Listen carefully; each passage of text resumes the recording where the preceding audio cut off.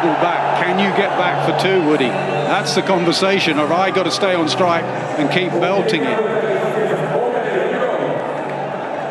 Well, I always say, and we're talking now about the batting side of things, the pressure on the batsman. Well, Dooley, there's a heck of a lot of pressure on Azmat here. He's sitting on a 5 which would be absolutely magnificent. The umpires have calling what for more sawdust? What else more could they be calling for? He wants sawdust.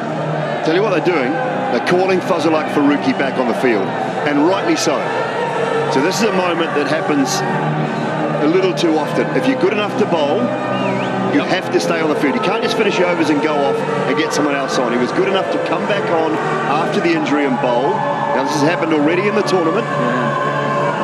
I'm not sure of the game that it happened in, but someone else was called back on the field, so they're saying, no, I'm sorry, I'm not having it. Very good umpiring. Yeah, good spot from you too, Dooley. You're right. You're spot on. Absolutely right. And he will hobble his way down to a short, fine leg, Fazal Faruqi, and hope like heck that he's not called upon to do something special. Here's Azmat, 13 from 6.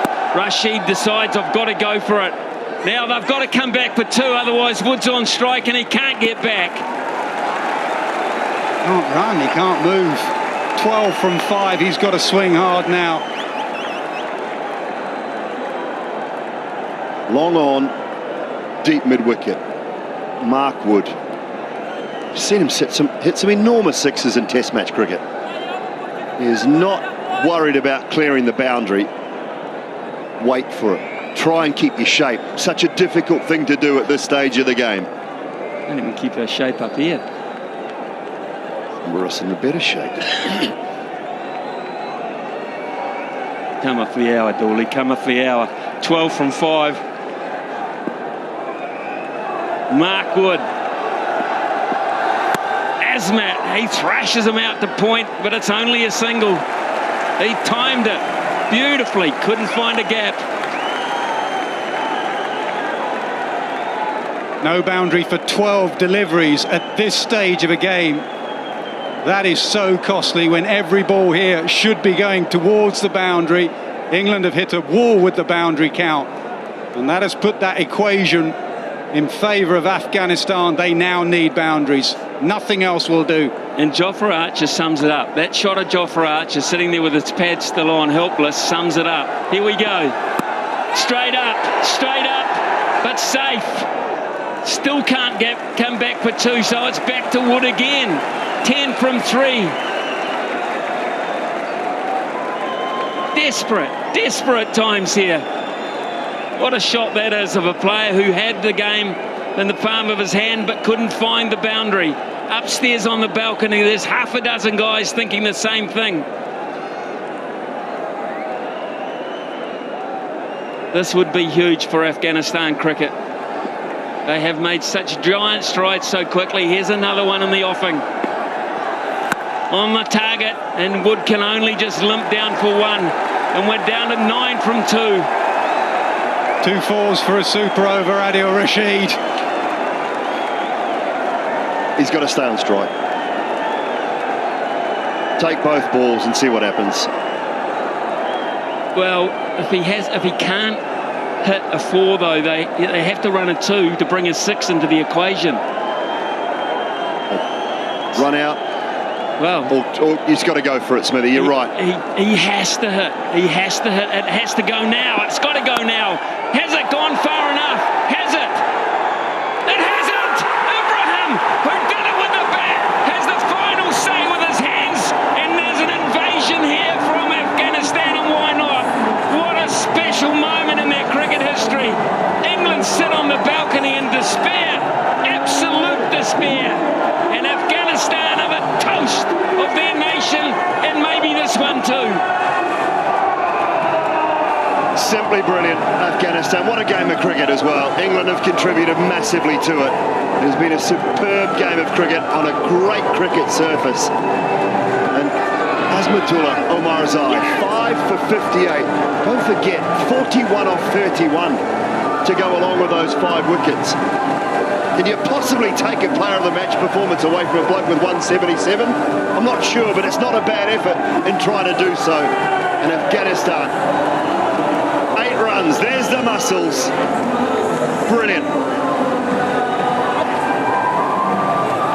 For Delhi in the 50-over World Cup, Reed Lahore in the Champions Trophy. Afghanistan have beaten England again. They have knocked England out of the tournament. They are still in it. They are full of smiles. As one commentator once said, agony for one side, ecstasy for the other. And the England team are in disbelief. Afghanistan, truth be told, has played the better cricket. Well, who did have the biggest influence on this game of cricket? The man that bowled England out, or the man that scored 177? I would have to say, on this pitch, to get Pfeiffer on an absolute belter and valuable runs, I don't think they'll care one bit. Those 11, the backroom staff. The progression, the progress of individual players and as a team has been incredible. From where they were to where they are now is one of the stories in the cricketing world. They have knocked England out. Simple as that. They have played better than England. And they've got an opportunity now with Australia.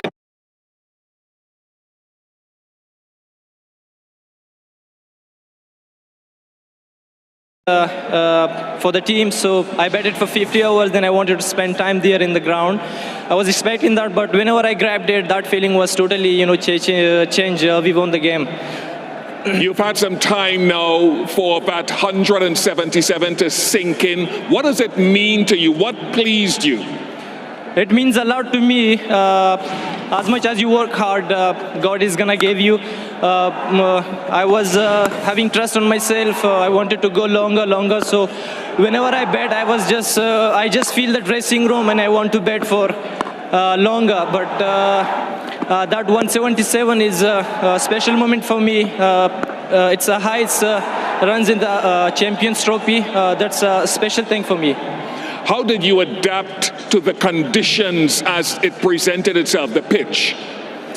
We have played here last time Asia Cup, so I got the idea. I just wanted to take time, just wanted to play proper cricketing shot and take time and give my 100% in the ground. So it worked, so I'm happy with that. And as you prepare, as you move on from this one into the next game on this league stage, how much confidence have you taken and how do you recover, I suppose, physically? When you win game, it gives you lots of energy and you have got the confidence from winning. Then we will try.